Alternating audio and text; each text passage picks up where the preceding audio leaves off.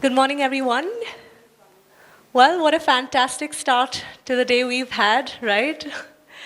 So I'm Crystal. I'm going to be the MC for this talk today.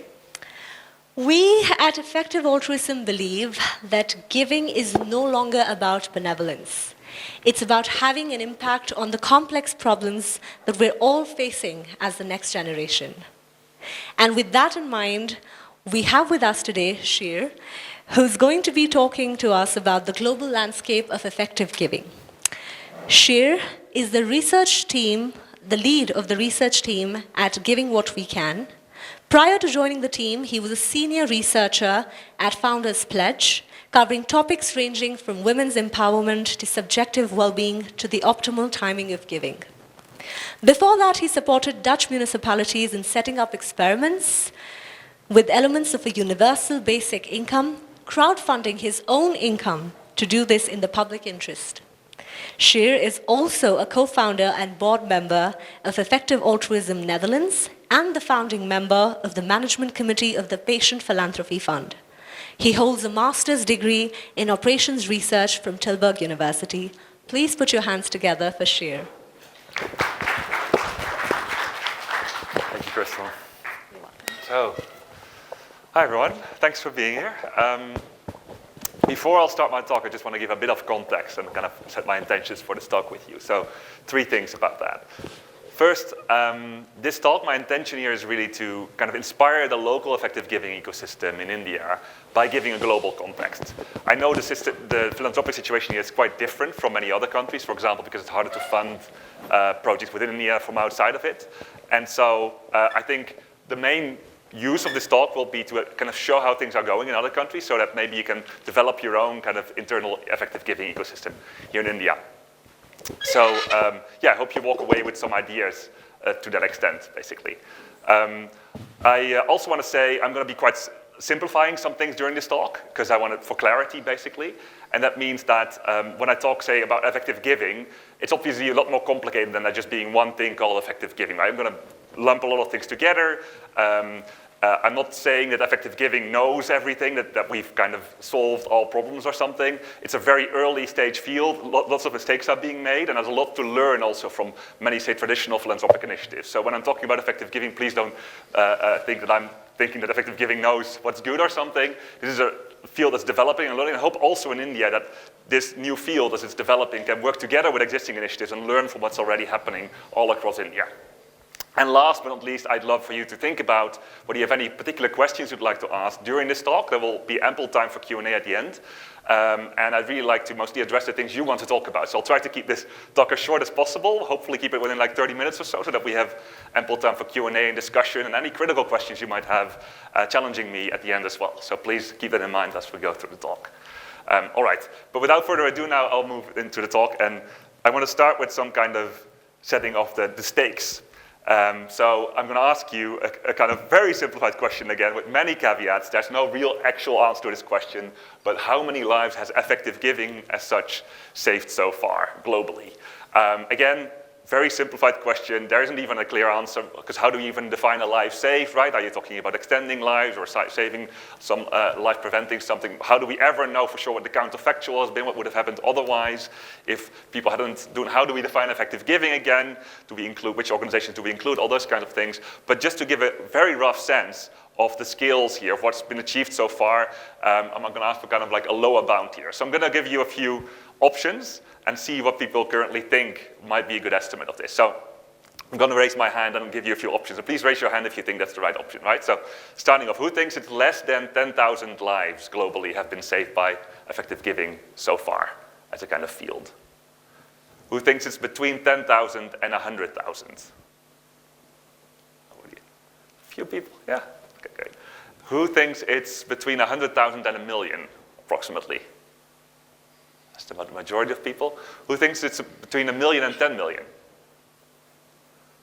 And who thinks it's above 10 million? Okay. I think you're in a really good position because I guess the easiest estimate here is, of course, to go with kind of GiveWell's public estimate and the money they've moved so far to life-saving interventions, and that would be probably in the order of about 150,000, or which is about the same as the population of Curacao, island nation in the Caribbean. And so that's already quite impressive if you think about it. The whole of Curacao kind of, you could say, would exist because of money being moved to these very cost-effective charities trying to save lives. And this is just, again, just looking at GiveWell, which has moved the most money around of kind of most effective giving philanthropy, definitely in terms of life-saving interventions. And it's only looking at these kind of direct effects. So it's quite impressive already what this community has achieved. But I'd like to be a bit more ambitious and think about what's possible here. What could effective giving achieve if it really became a big thing? So the next question I'd like to ask is, what if effective giving became 10% of all private philanthropy globally? What could we achieve? Kind of with a very naive estimate again. I'm going to make a very naive estimate, just extending the estimates that we have them currently, assuming as if cost effectiveness estimate would remain the same, which is definitely not the case at this size. On the other hand, you could make arguments on the other side that we could do maybe even better in some cases, have more leverage via policy interventions and stuff, and maybe you will still be 1 or 2 orders of magnitudes off, but it's just to give you an idea of how big this could become. So if you make an estimate like that, kind of look at the total size of private philanthropy today, kind of take 10% of that, and then look at kind of what you could expect to be the cost to save a life, you get to an estimate. And before I give it to you, this might sound crazy ambitious, 10% of private philanthropy. On the other hand, this money is already being given globally. This is money already being given, and there's no reason to think that this is all that needs to be given. We can also increase the size of the pot and increase philanthropy. So in a way it's ambitious, but in a way it's also not very ambitious. Why not? Why couldn't effective giving this whole field grow to be a lot more than it currently is? So I think it's actually achievable and realistic over the coming, say, decade to achieve something like this. And that's, I think, what we want to be aiming for. So this is, in fact, actually the mission of the organization I work for, Given What We Can, is to make effective giving, or giving effectively and significantly, a cultural norm globally. And so we're literally aiming for this. What if this happens? Well, you would get to the size of Delhi, a city. Basically, every year would be saved. Just if you would pour everything into life-saving interventions first and make all these assumptions which don't really fully hold, but you get probably something, maybe an order of magnitude of this or something. And I think that's pretty crazy if you think about it. Delhi is such an immensely large city, and this would be saving everyone in a city like the size of Delhi every year, just from 10% of private philanthropy going there. And this doesn't even account for the indirect effects that effective giving might have, which could be quite beneficial, I think. So this includes things like its general contributions to spreading positive values across the world, spreading compassion, altruism, rational philanthropy, EA movement building as well, inspiring more people to not only use their money, but also their career for good. And then it's also, and this is the second thing, if the philanthropic sector, the funding side of that, is more attentive to cost effectiveness, to impact, those kinds of things, it also provides better incentives for nonprofits to innovate and to develop new interventions that might also be more cost effective. So there's some kind of positive feedback loop that can get going here once you get a sufficient size of the funding landscape being dedicated to this kind of thinking. So I think there's amazing things possible, basically, realistically, over the coming years and decades, and that's kind of why we're here. So I want to start with a bit of context setting of what's possible here and what we'll be able to achieve. But how do we get here, right? How do we get to this point? I think we need a thriving, effective giving ecosystem. So an ecosystem that's kind of made up of different actors, different organizations that work together to really get here. And one way of thinking about this that I find helpful is a model of supply and demand, almost like a market model where you have on the supply side, you have the high impact funding opportunities. So these are the evaluators, the grant makers who are identifying where you can do the most good with your money. In a sense, you could also put things like charity entrepreneurship in here, which is trying to even create new funding opportunities by starting them up. I'm kind of restricting myself here to the effective giving, so the funding side of things. So I would mostly kind of, for the definition's sake, include evaluators and grant makers in this supply side. And on the other hand, you need to have the people and the organizations willing to fund these funding opportunities that are identified. So the demand side, funding for high impact funding opportunities. So what I'll be going through with you here is to give you an overview of what's happening on both the supply and the demand side, and give you an overview of what I see as current gaps and needs and opportunities in both of these sides of the coin that need to work together in the end to get to a thriving ecosystem. All right, so on the supply side, let's start there. And before we go into there, I want to give you a few important necessary definitions just to give you a sense of what I'll be talking about. Like, what do these words mean? As I think that's helpful. So first of all, there's a difference between charities and funding opportunities.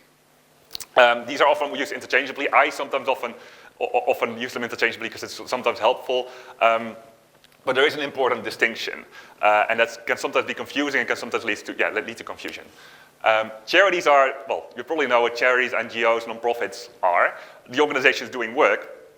But a charity, a really effective charity, is not always a really effective funding opportunity. And what I mean with that is when you're looking at what to fund, you're looking where your money can do the most good. And if a charity is already fully funded, your money can't do a lot of extra good there. So a funding opportunity is a space where money is needed, a funding gap at a charity, so to say. So even the very best effective charities, the most effective charities might not be recommendations by, say, evaluators. And that's a very important distinction because it can be it's sometimes weird because you find an amazing charity that's working on something amazing and you say, we're not going to recommend you because you already have enough funding or you're able to fundraise for yourself. And so it's a good tension to hold in mind. Secondly, charity evaluation versus grant making is also an important distinction. You have evaluators, public evaluators like GiveWell, for example. They are trying to find the best funding opportunities out there and then share these with the general public or with funders for them to then choose to grant to some of these recommendations, right? And that's great. They're kind of transparent, public about what they're doing, but it often means that this funding is a bit less predictable and a bit more staggered and less reliable in a way. Grant makers are often organizations or private individuals who already have a large pot of funding available and are then allocating this to the best things they are able to find. So they're more often private, don't always share everything kind of transparently because it's not necessary for them. They already have the money available. But they're also able to more reliably and kind of timely fund because they already have the money available. So when they find something, they can immediately fund it. And they can also provide more reliable funding, so multi-year funding provides stability to an organization to really develop, which is one of the big advantages. So generally, grant making has some advantages over charity evaluation. The only disadvantage might be that grant makers have less of an incentive to publicly share their decision making. And I'll talk a bit more about that later. So evaluation, a typical example is GiveWell. Grant making, typical example is Open Philanthropy, for those of you who are familiar with those organizations. And generally, grant making has some advantages in terms of, you could say, from an impact perspective. Then charities versus grant-making funds. So you could donate to a charity. And again, we've already talked about what charities do, to a funding opportunity at a charity. You can also donate to a grant-making fund. And a fund is kind of a pooled fund of multiple donors who put their fund together, which is then managed by an expert in some field. And what funds do, in a sense, is make the advantages of grant-making available to the general public, to just smaller donors. Because all those donors then put together their money there and it's still managed by a grant maker. That's generally great, and given what we can, we recommend people generally to give to grant-making funds, with the only disadvantage being the thing I just mentioned about funds have less of an incentive to share transparently their thinking. They want to kind of move fast, make timely grants, and often for good reason. Sometimes there's sensitive information, sometimes it's simply not worth their time because they have a lot of stuff to do.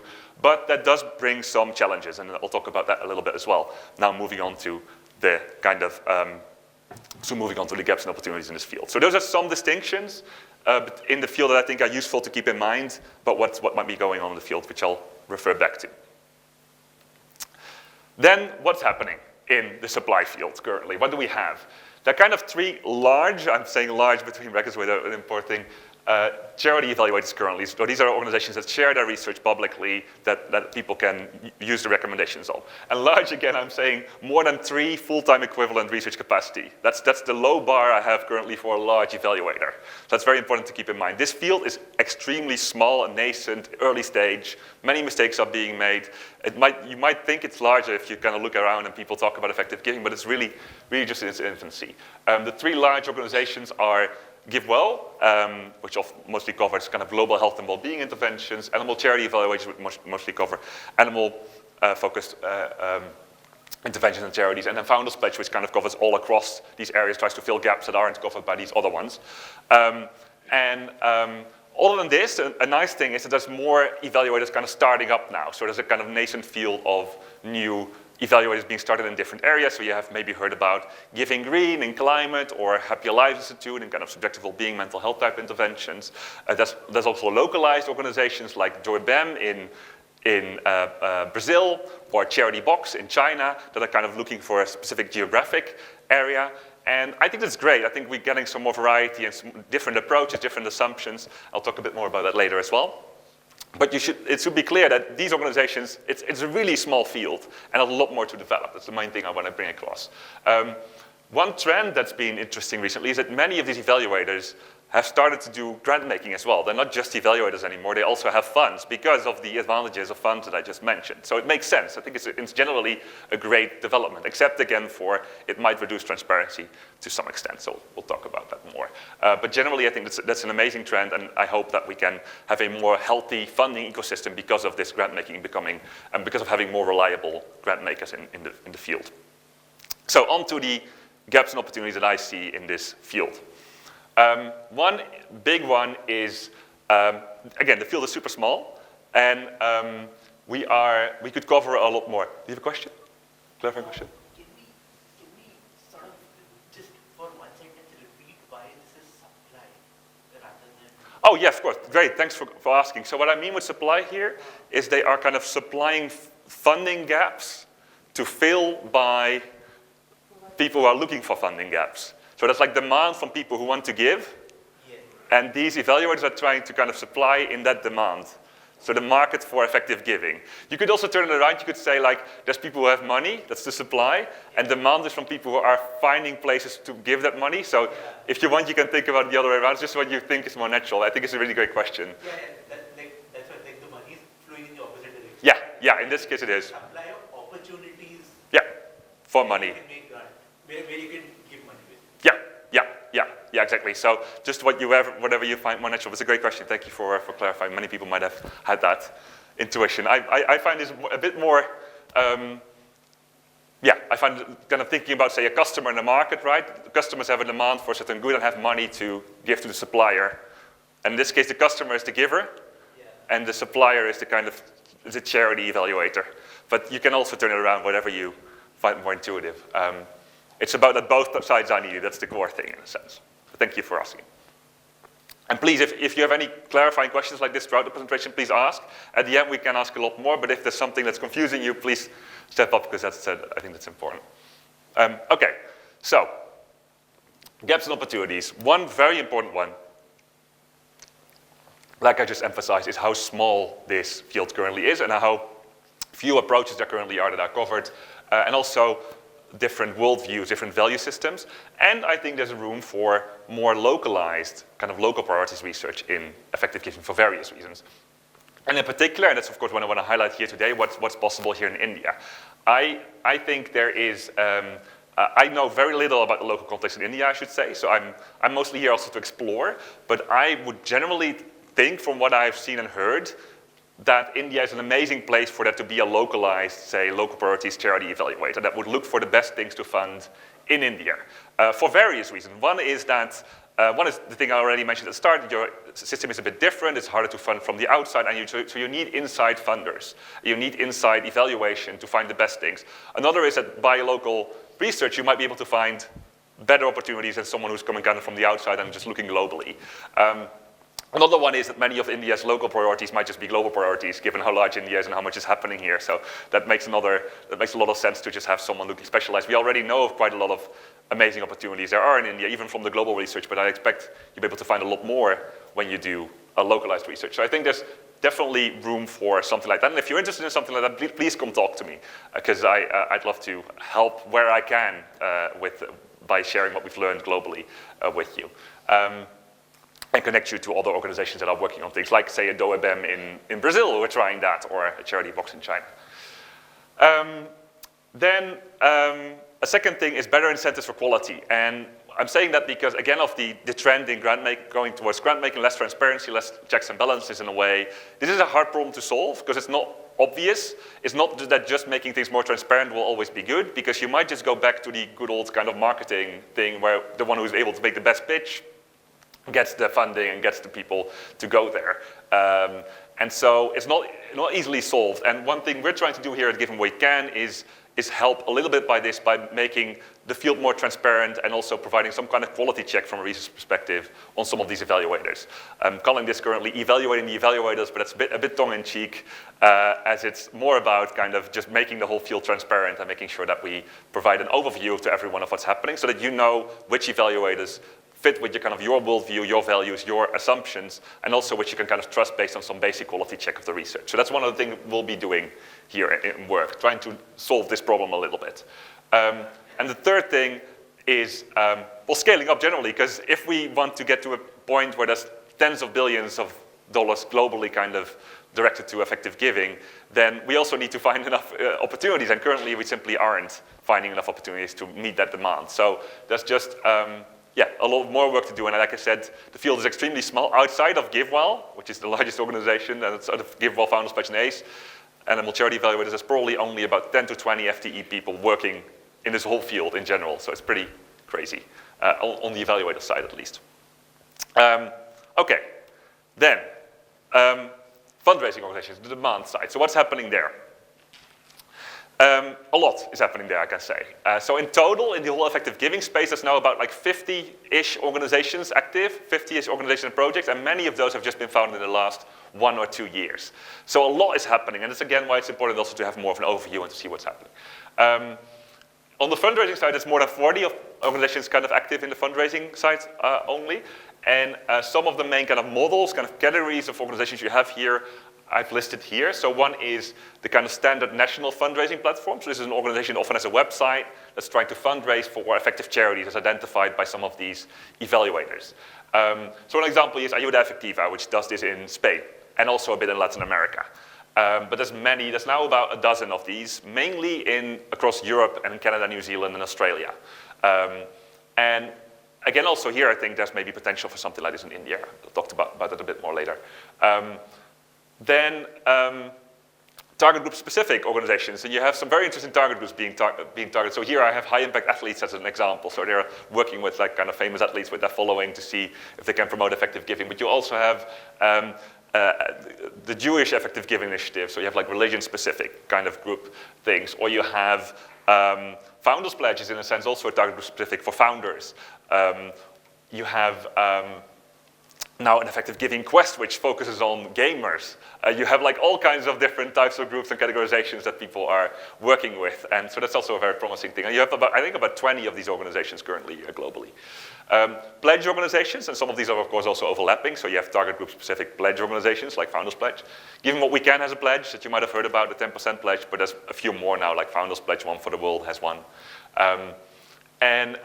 Ultra High Net Worth, so that's EAGxIndia stands for Ultra High Net Worth Advisory. So you have organizations like Effective Giving, not the field, but the organization in the Netherlands, or you have Longview Philanthropy in UK, Legacies Now in Germany, to give some examples. And you have charity evaluators like GiveWell, Animal Charity Evaluators, Founders Pledge, the new ones like So Give, Giving Green, Happy Lives Institute. Very important thing to note here is that many of these organizations, these fundraising organizations, don't have any internal research capacity. So they're only going on kind of what they hear publicly about which evaluators to trust for their recommendations. And that's kind of logical because they are very small organizations just starting up, and it wouldn't make sense for them to hire a separate researcher to do all of this. So it's not necessarily a problem about these organizations, it's more that we need some way, some infrastructure in the field to make sure that these organizations know what to recommend. And that's a good bridge to the kind of gaps and opportunities in this field. Yeah, Cliff. How do you decide whether a charity is effective or not? How does it get into this list? A great question. That's the big question, right? And so if I would give you, I'm not giving you a full introduction of effective giving here. That would go deeper into that question, obviously. But this is the job of these evaluators. They are trying, with a particular set of values and a particular worldview, trying to identify what they think are the most impactful, cost-effective funding opportunities. So they might be trying to figure out which charities improve health the most, or improve the lives of animals, or increase the potential of the long-term future, or something like that. So they have this particular metrics and values in mind they're trying to kind of optimize for, and then identify which charities do best according to those metrics, given the constraints they have as an evaluator and given what they're able to achieve. So that's exactly what we want to make transparent also.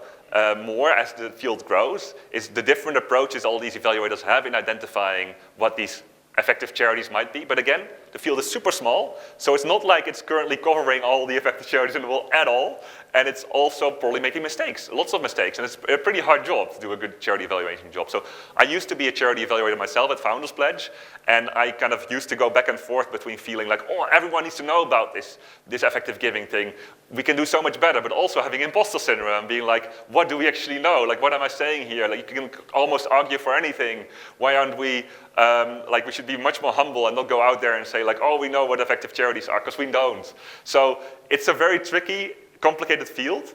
I think we can do better and we can learn a lot, but we should also be humble and be clear about that we don't have the answers, right? Again, I'm simplifying here a lot, but that's kind of, I think, the state of the field. It's really young, and it needs people like you to criticize it and make it better and grow it further. The question back there, yeah.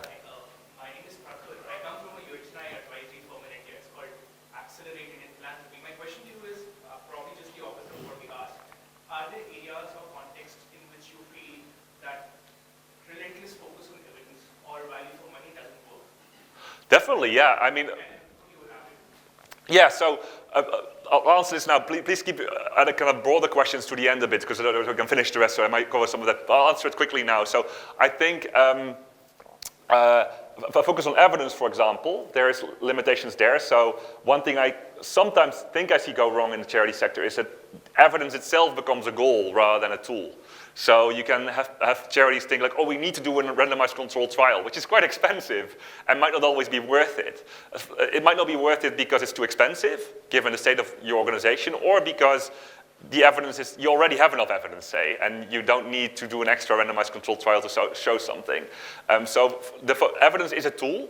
It's an important tool, and there's many types of evidence, so it's not just like randomized controlled trials or things like that. And so it's important to think about how evidence plays into your role as a charity, but it's not the end all of everything, and it should be a tool towards achieving your larger goal of impact.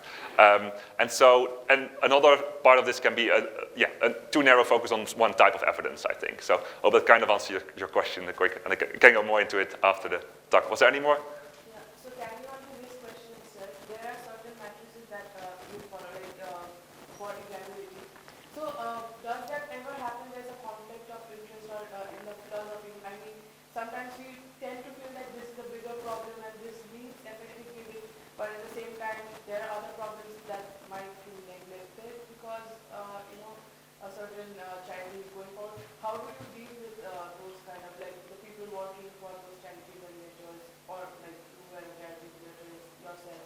So how do you deal with such With the kind of trade-offs between, there's so many things we could work on in a way, and how do we choose between them? Or? Yeah, so which is if you have to choose, how do you, which is the matrix that, is there any particular matrix that kind of sets off that this is, Great question. I don't think there's one metric for sure, and every evaluator will have their own sets of metrics and evaluation criteria and all those kinds of things, and one metric will almost always be wrong in some ways. there kind of is a personal point of view, right, for each charity evaluator to kind of go for.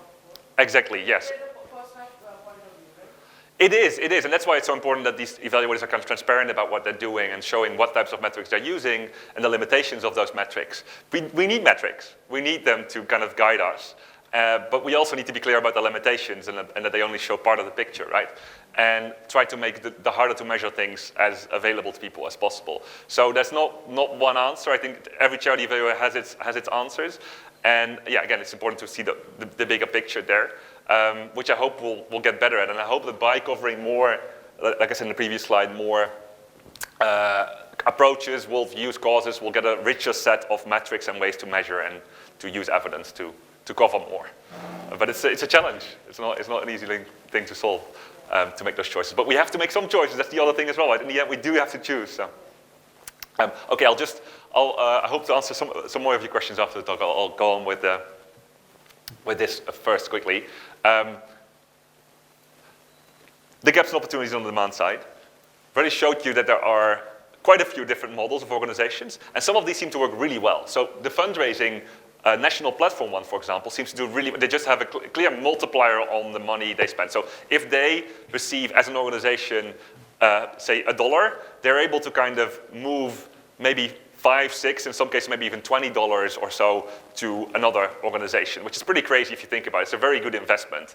You can debate what the exact multiplier is, but it's quite clear that it's more than one and probably more than even 2 or 3 for many of these organizations. So they're great investments, and they seem to work, at least in certain contexts. Now, like I said, most of this has been done in European-type, kind of high-income country, Western countries. So it's not clear exactly how this would work, say, in India. I'd be super interested to see if an organization with a local context would experiment with a type of organization like this in India. It might be slightly different. It might use the more local prioritization research input, for example, rather than these global evaluators, as its kind of thing is fundraising for. But I think that would be super valuable, particularly because, again, India doesn't have this outside funding coming as much. And so it needs a local organization really to figure out the people here locally who want to support initiatives here locally. So I'd love to see that. And again, if you're interested in doing something like this, being involved in something like this, come to me and I can connect you. I know there's other people walking around here. I know there's 2 people sitting in this room, Carolina and James over there from Charity Entrepreneurship and Open Philanthropy are also interested in talking to people working in this field and perhaps founding things in this field. So please talk to, say, also Carolina from Charity Entrepreneurship and James from Open Philanthropy, who I know are interested in talking to people like this. And come to me if you're interested as well, so that you're kind of connected to other people who might be interested in working this as well and see if we can do anything. So that's just making sure that this fundraising organizations reach more people. Yeah, there's just a lot of room for doing this. Like I said, it's just growing really quickly now, and there's just so much low-hanging fruit still. I think also in India, probably. Secondly, access to the highest quality recommendations. So this is kind of like the quality side of the fundraising. Like I said, more than 25 of these organizations don't have internal research capacity currently, and they maybe shouldn't have, but they should at least have access to the best information available. So have an overview of all the evaluators, should know about evaluators they currently don't know about. So many of these fundraising organizations don't know about all the evaluators, and should have some sense of who to trust based on their kind of worldview and the things they want to go with. So that works 2 ways. So they want to make sure that they know about all the kind of evaluators that meet some quality bar, but also that they don't, so that they can include ones when they should be included, but also not include ones when they shouldn't be included, obviously. So there's like, there's errors on both sides. You might sometimes include something that shouldn't be included, but also not include something that should be included. So just having this full overview of evaluators, I think, is important there. Third, coordination and resource sharing. That's a big theme this year. I'm very excited about all the initiatives that are happening here in terms of coordination between the current organizations. There's some exciting developments here. There's now a clear kind of Slack channel where many of these organizations collaborate, that are connecting. There's well, there will be an Effective Giving Summit funded by Open Philanthropy in May, very likely just before EA Global in London, where we'll try to bring together many of these organizations. There'll potentially be, at some point, an Effective Giving coordinator, a role that's really has as its full job to help the coordination and help also incubate new organizations in the field. So a lot of, and I know that Open Philanthropy is also kind of dedicated to making sure this field has some more reliable funding. So there's like a lot of infrastructure building happening currently. So by the end of this year, hopefully we'll have a much more kind of developing field and it will be much more kind of professionalized and stuff. So I hope we can also kind of tag the Indian initiatives into that field and make sure that we coordinate and share resources where useful. So those are a few, just a few of the, like I say, many opportunities and gaps in the field. So, getting to the end of it, the key takeaways that I want to hope you leave with today. So I started with kind of showing that effective giving already has achieved something very significant and it shouldn't be neglected. Just thinking about, I don't know, maybe 150,000, 200,000 people at least that have been saved by these interventions so far is just crazy. It's not something we can really conceive of as humans, right? It's just hard to keep that in mind. But in many ways, it's hopefully still in its infancy, both on the evaluation side and on the fundraising side. We can do a lot better. It's just a matter of doing stuff. And that's the second thing. So there are so many opportunities to improve, build, and scale the field. And that's both true on the supply side and on the demand side, and it's definitely true, I think, in India from what I've seen. How exactly it should happen in India, I don't know. I'm not the expert. You are the expert, and I hope I can help you in kind of setting this up with what I know. But I see a lot of potential at least, and I hope you see that too. And so it's just a matter of doing in many cases. We just start testing, experimenting, getting things going. In doing this, last thing I want to emphasize here, it's both important to scale up the quantity, because the more we do, the more impact we have. It's also always good to keep in mind quality for various reasons, including the question that was just asked about metrics, not make things too simple. Like, I've simplified a few things, but I hope you've seen I've flagged really clearly, I'm not sure about many of these things. We're very unsure about many of these things. So as we scale up quantity, let's keep an eye for quality as well. Both, again, on the evaluation side, making sure there's incentives for quality, and also on the fundraising side, not just thinking about money moved to some abstract thing, but thinking about, okay, are we actually educating donors about effective giving? Why are we recommending these things? Why this particular thing? What are the metrics we're using? Those kind of things. So that we end up with a thriving ecosystem in which people are informed, which the right incentives are in place, and not just some kind of metric that says, like, there's a lot of money moved, but we're actually saving lives and making the world a better place. So that's the main things I want you to leave with. More concretely, in practice, what can you do? I hope some of you will be interested in helping to build this field out, the thing I'm so excited about, by launching some initiative, working in an organization or project, or volunteering for something. Including Giving What We Can. We'll be hiring soon, I hope. We'll see. We might be hiring across kind of multiples. I can't say yet exactly for what, but if you're interested in working at an organization like Giving What We Can, come talk to me as well. We always have volunteering opportunities available as well. You can send me an email about that. Look at the website at the givingwhatwecan.org/get-involved. You can make a picture of the slide if you want to keep these links. Feel free to do so. I'll be here, obviously. I'd love to talk to many of you. Office hours at 2 p.m. today. You can reach out to me via swap card, or send me an email, and also send me an email after the conference. And I'm happy to connect you to any resources where I can do this. So yeah, hope to connect with many of you on that. Obviously, there's also just the actual thing of effective giving. If you're interested in that, if that's something for you, please go ahead and do so and inspire others to do so. There's also more resources about that at givingwhatwecan.org if you're interested in that. Although, again, some of you might know a lot more than I do, for example, about the Indian context, you might be able to go better about this yourselves. I'm just trying to share what I've learned in the context I've worked in. Thank you very much, and I'm looking forward to discussing with more of you about this.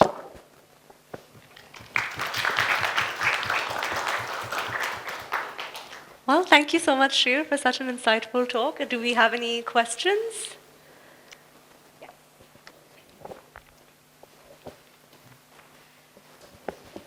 Yeah, thanks, Chair, for the really interesting talk. So you mentioned that organizations in India face a lot of unique barriers, such as restrictions on the ability to receive funds from abroad. I'm wondering what you think about the notion that the presence of these barriers might serve as some kind of a clue as to which funding opportunities might be neglected. Is there, for example, a case to paying particular attention to promising funding areas which are so far restricted in their ability to receive foreign contributions? That's a great question. I wish I had a great answer for you. I could speculate, but I know too little of so I could imagine, for example, that particular movements which would be underrepresented in India would have a harder time also getting funding here because they don't have access to the global funding ecosystem, say, right? And I don't know which those are. It might be, like, I for example, don't know anything, just give one example, I don't know anything about the animal welfare ecosystem in India. I could be that it's more represented than in many other countries or underrepresented. If it's underrepresented in India, I also expect it to be harder for it to grow because it can only grow with Indian funding, say, or almost entirely. So I think that's kind of where you want to look. It's more generally which types of movements might be underrepresented compared to the global average, and those might be particularly neglected. That would be my question. But for that, I'd need to know more about which movements are doing what also broadly here. Maybe you want to, yeah, come on that. You can also post your questions on the swap card live discussion. So, I mean, maybe for the rest of us, can someone describe what the specific issue with receiving funding from abroad is? Like, I don't know, I'm not aware of this. I don't know how many others here are aware of it. I'm also not an expert on this, of course, but what I understand about it, maybe someone else can elaborate who knows more about this. What I understand is that there's generally quite a few restrictions for international organizations to donate and to make grants to non-profits operating in India, NGOs working in India. there's like government restrictions because the government also wants to limit kind of international influence on, say, India, what's happening in India, which makes sense. So that's what I know about it. I don't know the details. I think there's probably some legal frameworks. Maybe someone else can elaborate.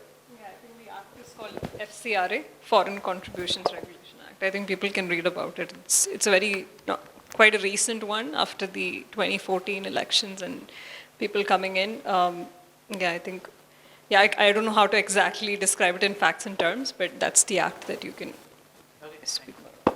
Great, FCRA.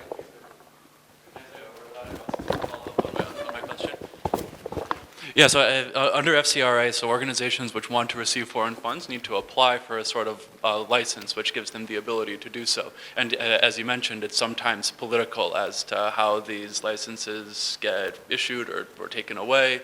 So I think like one concern that raises is I was suggesting that maybe sometimes barriers are a clue as to where areas might be neglected. At the same time, kind of barriers can be indicative of other problems or political minefields. So I think that's the challenge in pursuing this line of thinking, and this is a good example of why.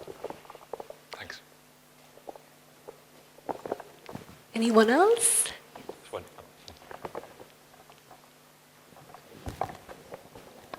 Yeah, so I wanted to ask, how can we use the idea of effective giving as a leverage to possibly influence policy or systems change in India specifically? So any ideas on that? Sorry, how can we use the effective giving? As a leverage to influence policy or changing systems in general. To influence policy. So I know very little about the Indian context. I think generally effective giving can be very important for policy. I think particularly in India, giving these restrictions, I think that would have to come from India itself, right? Which makes it extra important. So I think the how there would be having a localized, locally aware organization that does the research and does the work. And then there are I know many global organizations working on policy-type interventions that are doing great work. So that can be across many areas. Policy is generally can be a very leveraged area if you take the right approach, not guaranteed, of course, to be that. Because you're, of course, influencing really large budgets and large populations of people and all those kinds of things at the same time, because policy applies to so many people and is about a lot of money as well. So I definitely think that it's a promising area. I would imagine it's a promising area in India as well for many areas. But again, I don't know the specifics here enough to give any examples of how you would do that in India, if that makes sense. Yeah, I was wondering, because right now, even in conversations with a lot of folks here, everybody's interested or curious about how do you start a GiveWell in India, right? Something similar to a GiveWell. So when you do speak about local evaluation of charities, what does that require? Is it just research and empirics, or do we have to do anything additional to even start one? Great question. I would encourage you to also chat to Carolina over there, who is an expert in starting new things. I think, it's just about trying something out. The start can just be a small research project, just looking around at what's happening in India, which kind of areas you think might be very promising. Can use some simple heuristics, like you probably are aware of maybe the importance, tractability, neglectedness framework, which I think is very limited and has kind of many caveats. I wouldn't use it kind of naively, but you can use heuristics like that to kind of just think what are maybe areas that are very promising in India that might contain some interesting interventions and charities. You might link up to the existing ecosystem and see what kind of promising charities there might be, or which things might be systematically neglected given the current situation in India that I don't know about. So you just want to start asking those questions and start researching in a way, in many ways. And to get some examples of how you could go about that, you could look at GiveWell, you could look at Founders Pledge, at Animal Charity Evaluators, some of those reports that are out there that give you a sense of the process these evaluators use to go through this research. It could be a very kind of top-down thing, and the standard model is something like first do some cause prioritization and use heuristics and think about these kinds of things, then do some intervention prioritization and then do charity evaluation. That's not always how it goes in practice. You might jump from the one to the other, depending on what you're looking at. So it's kind of like context specific, but yeah, the what and how of it is just start doing a small research project, work with us, with charity entrepreneurship, with others who have done something like this. And I hope if someone here is interested in doing that, that I can connect you to other people who are trying it as well, like Joe Bem in Brazil, for example. They're just trying to do this now. They've just hired a CEO and a research director. And we can all learn together and build up, hopefully, some resources to do this more easily. Unfortunately, there's no one resource out there yet. I hope we can create something like that in the near future that others can help start it. So please come talk to me about this, because I'd love to say more. I can't say everything in this just short chat. And also just I can just talk a little bit just outside the room, so if anyone wants to talk about that with us together, I'm happy to chat some time and stick around to after that. So we can chat. Amazing. That's great.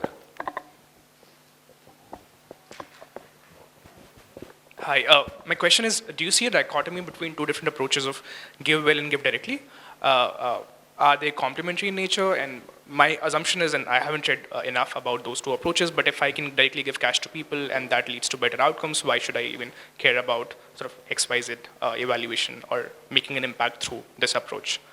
I would like to hear your defense of this particular approach and vis-a-vis give directly. So cash transfers and give directly in particular. So Give Directly is a charity, is an organization which has large funding opportunities, namely giving people money directly. And that seems to work really well. And GiveWell, of course, is an evaluator, so they're trying to evaluate interventions like cash transfers, like what Give Directly is doing, and compare them to other potential things you could be doing, right? And indeed, if you look at cash transfers and look at Give Directly, they come out really well. They do much better than probably the average charity. And I think it's great when people give to something like Give Directly.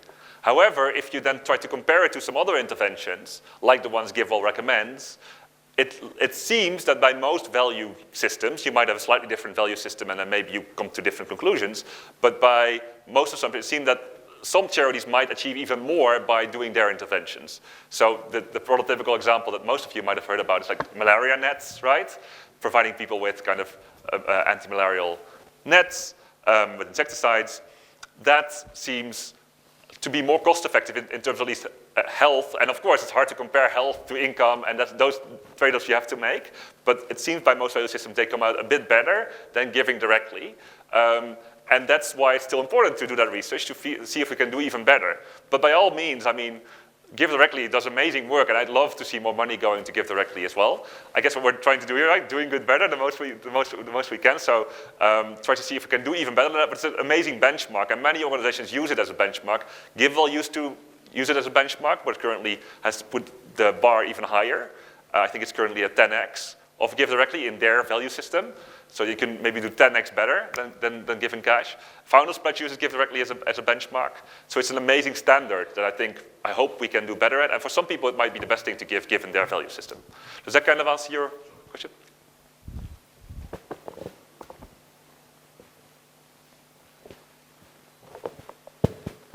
Hello, my name is Christina. I'm from Indonesia. I don't know if I can ask this since this is India, but I'm going to bring the case of my country. Yes. I don't know if you have heard that Indonesia is considered as the most generous country based on the World Giving Index, and it's been like 5 years consecutively. Wow. But from what I read, is that this donation is still dominated by a religious-based donation. So it's mainly like to the religious activities in Indonesia, compared to like donation to the social organization that are working for long-term projects such as the environment or social or health issue. So I just want to know, like, what do you think about this? And do you think there will be a way to make these people, to encourage these people to donate more on the social organization instead of the religious, instead of only donating to the religious donation base?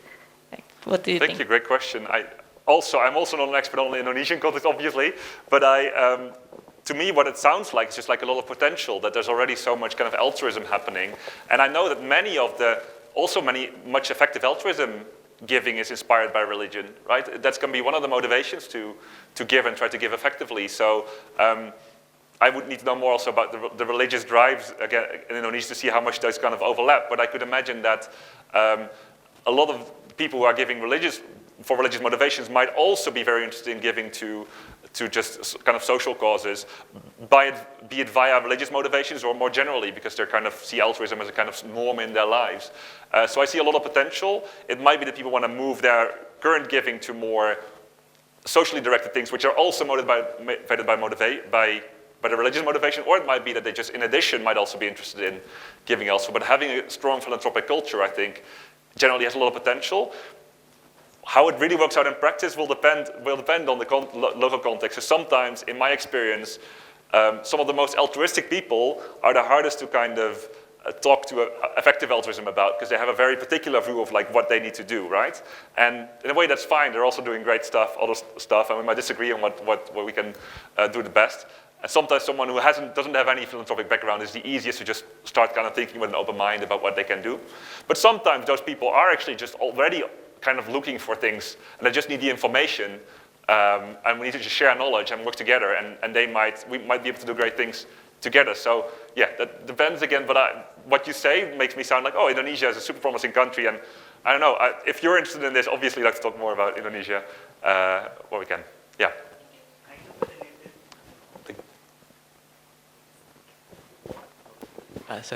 So kind of a related thing, can you shed a little bit more light on the target group specific charities? Like I think you're talking about like effective giving for Jews or something like that. Like, yeah. What are the different kinds of things that are there, and why are we doing that? So there are many different models there, and of course they're specific to the target group, what makes sense. So for example, the Jewish one, I think, works with rabbis who then in their congregations share this as a kind of, as a thing. Obviously, I think in Islam you have zakat, which might be an entryway. In the Christian spheres you have tithing. So there are some kind of parallels across religions which I think are very interesting. And so there's room for these kinds of organizations. That's the religious side. Depending on the target group you're looking at, like Founders Pledge is a very different one that's focused on founders, and it goes with a percentage of equity that you pledge, because equity is a big thing for founders, obviously, right? And whereas, say, zakat might be very important in Islam. So depending on the target group, you might have different kind of things this is linked to. If you're part of that target group, you probably know best what the thing is that effective giving might link to, and how you can kind of mobilize people of that target group. I think it makes sense because often people do feel part of a certain tribe or group, and that's a way in which they want to connect to people and want to do things together. So it's kind of logical that with those groups you want to kind of mobilize those groups to do something good together. And I see a lot of promise in those organizations. I've seen some of them be quite successful. So if you have a particular target group you're a part of, like a tribe you feel part of that you feel like could do more like this, also please come talk to me and I can share more examples and connect you to people who are doing this kind of stuff. I think you still had a question. I think we're getting to the end, but I very quickly want to answer yours. I didn't have a question, but I just wanted to speak on what she was saying, because I think that's a Muslim nation. So like you said, zakat is an existing system in the religion that actually mandates people to give. It forces you to give. If you have a certain income level, you need to give every year. So I think it's important to speak in the language that people understand. So how do we use existing systems that are already available in religious subcultures to speak about giving? And then, but I think coming from the effective giving point of view, like an organization, like Giving What We Can, it starts with cause prioritization. If you don't have cause prioritization, I don't think this would have existed in this particular form and space. So I think speaking about cause prioritization to a community that's so diverse in nature is going to be a work of its own. So probably that's the first project to take up, is what I feel. It's not going to be easy, but I think it's worth trying. And I think we'll probably have to end it here now. I'll end with this thing, which I think is very important, sometimes underappreciated, kind of related to what you're saying, is that there's so many people in the world who want to do good. And people have different views on how to do this. But I think there's more overlap than difference in the end, if you really go to the fundamentals. And so also as an effective altruism community, let's make sure we collaborate with many of these other movements and kind of come together, because we're not competing in a sense. We're all trying to achieve the same thing. Maybe we think we do this more effectively, they think this, and we can learn from each other and share that. So I think that's the mindset we need also to build effective giving globally. Not one that's adversarial, but one that's collaborative, and both inside the community, the effective altruism community, and with other communities. yeah, let me end on that note. Thank you. Well, thank you, Sjir, and thank you everyone for having such an engaging discussion. The conversation about effective giving obviously does not have to stop here. Take these conversations out as you have lunch, and thank you so much.